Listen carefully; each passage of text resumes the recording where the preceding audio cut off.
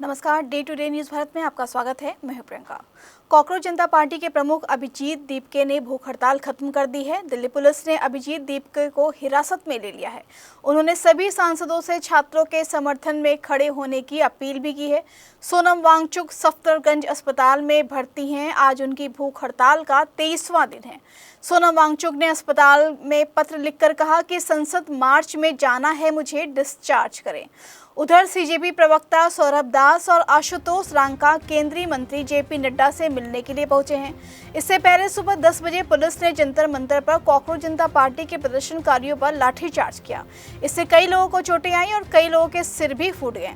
सोनम वांगचुक की पत्नी गीतांजलि अंगमो भी प्रदर्शन में शामिल हुई। संसद के पास प्रदर्शनकारियों को हटाने के लिए भारी फोर्स तैनात है, जो प्रदर्शनकारियों को दूर रखने की मशक्कत कर रही है। सीजेपी के प्रदर्शनकारियों ने आरोप लगाया है कि पुलिस कार्रवाई में गीतांजलि के साथ मारपीट की और उनके साथ बाल भी खींचे गए। आरोप के अनुसार इस झड़प के दौरान एक 12 साल की बच्ची का सिर फूट गया और 40 से 50 लोग भी घायल हुए हैं।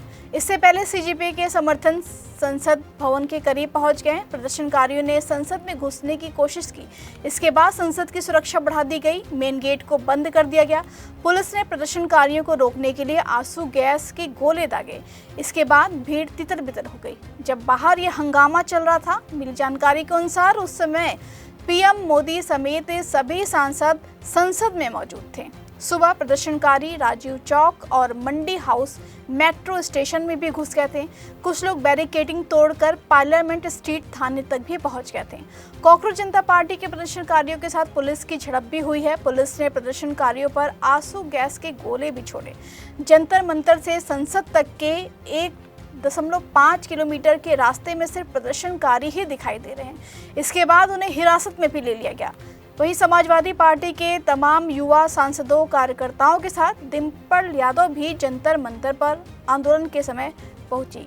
वहीं सपा ने दावा किया कि लोकसभा सांसद डिम्पल यादव और अन्य सपा सांसदों को पुलिस ने डिटेन किया। इस दौरान छात्रों पर लाठीचार्ज भी किया गया। कई प्रदर्शनकारियों को भारी चोटें आई हैं। वहीं सीजेपी के प्रदर्शन को लेकर दिल्ली पुलिस अलर्ट पर है। आपके राष्ट्रीय संयोजक अरविंद केजरीवाल और मुख्यमंत्री भगवंत मान ने केंद्र से अपील की है कि वे प्रदर्शनकारियों पर लाठीचार्ज का आदेश देने के बजाय युवाओं की बात सुने। दोस्तों, मैं पंजाब में हूँ अभी और इस टाइम मैं सोशल मीडिया पे देख रहा हूँ कि कितने ज़्यादा लोग इकट्ठे हो गए हैं। पूरा कनॉट प्लेस भर गया है, जनपथ भर गया है, जंतर मंतर भर गया है।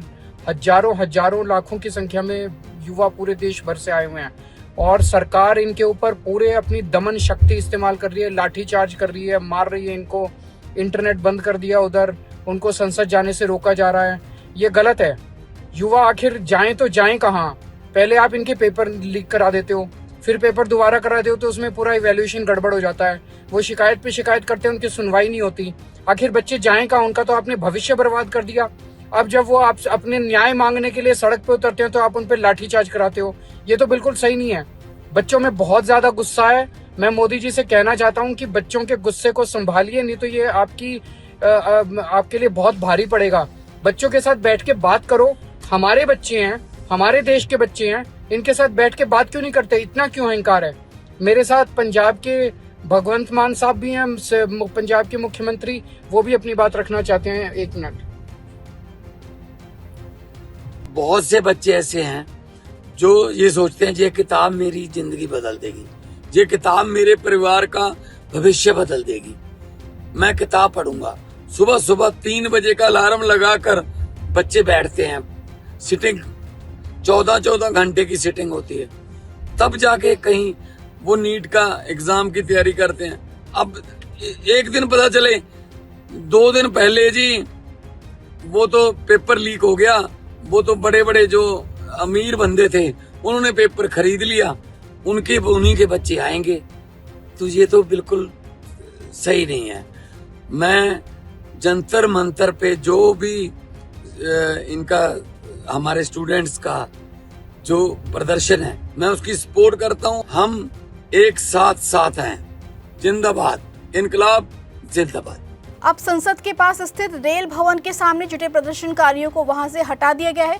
रेल भवन के सामने का इलाका अब पूरी तरह से खाली हो गया है। इसकी तस्वीरें भी सामने आई हैं। दूसरी ओर प्रदर्शनकारी ओखला में एनडीए दफ्तर में घुस गए हैं। ताज़ा जानकारी के अनुसार दिल्ली में सीजीपी के प्रदर्शन के बीच गृह सचिव, दिल्ली पुलिस के कमिश्नर और आईबी चीफ की बैठक जारी है। इस खबर पर आपको कोई प्रतिक्रिया देनी है तो आप हमारे कमेंट बॉक्स सेक्शन में अपनी प्रतिक्रिया दे सकते हैं।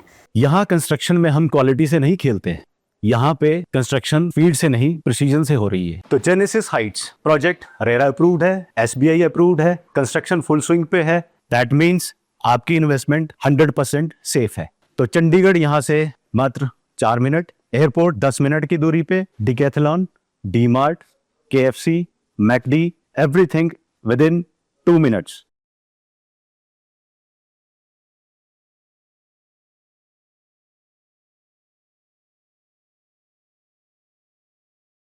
हमारा चैनल आपके साथ वादा करता है निष्पक्षता के साथ पत्रकारिता करेंगे।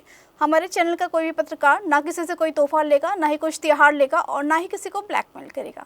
इसी के साथ हमारे चैनल का मकसद होगा लोकतंत्र के चौथे स्तंभ को मजबूत करना। इस तरह की नई और ताज़ी खबरों को देखने के लिए जुड़े रहें day to day news Bharat के साथ। हमारे चैनल को लाइक, शेयर और सब्सक्राइब करना ना भूलें। धन्यवाद।